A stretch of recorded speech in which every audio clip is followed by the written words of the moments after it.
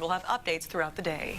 Candace, thank you. New developments tonight from the 2012 Southside explosion case. The woman who pleaded guilty to having a role in the deadly blast in the middle of learning her fate.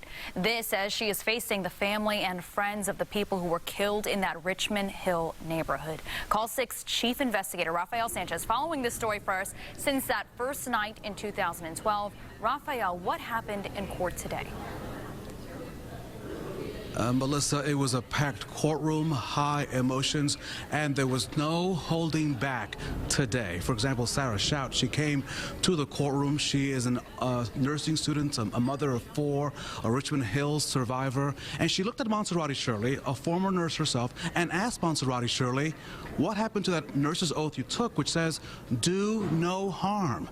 And I have to tell you, over the next 6 hours, it was homeowner after homeowner, witness after witness, as you'll see from this video.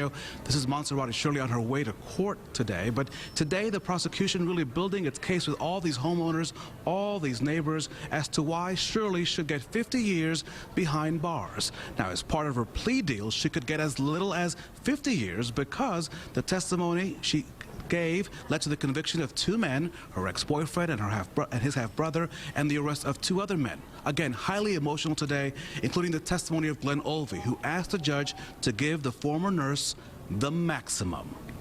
Knowing that she was a registered nurse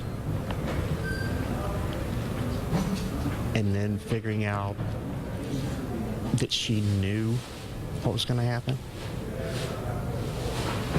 Not once, but twice. You called it greed on the stand.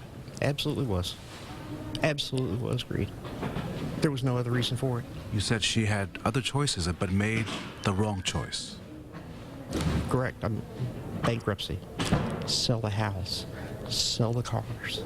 Sell whatever you need to get yourself out of that hole. You don't turn on natural gas lines and let them run through the house. Even though she didn't turn the valve, she didn't replace the pipe, she had full knowledge on what was going on.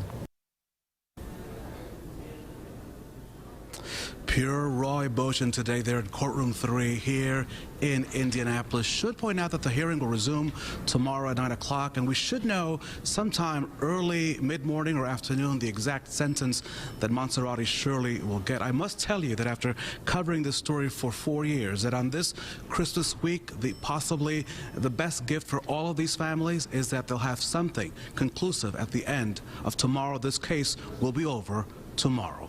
We're live downtown Indianapolis. Rafael Sanchez, RTV6.